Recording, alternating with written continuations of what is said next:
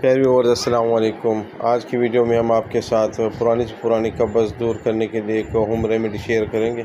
सबसे पहले आपने करना क्या, 25 ग्राम सौंफ लेके उसे अच्छी तरह से साफ़ करने के बाद किसी भी जूसर में आप उसको ग्राइंड कर लें। अच्छी तरह पीसने के बाद आप एक बाउल में 200 ग्राम गुलकंद ले लें, जो आपको किसी पंसारी से मिल जाएगा, जो मीठे पान में इस्तेमाल होता है। उसके बाद उसी पिसी हुई सौंफ को इसमें डालकर अच्छी तरीके से आपने मिक्स करना है।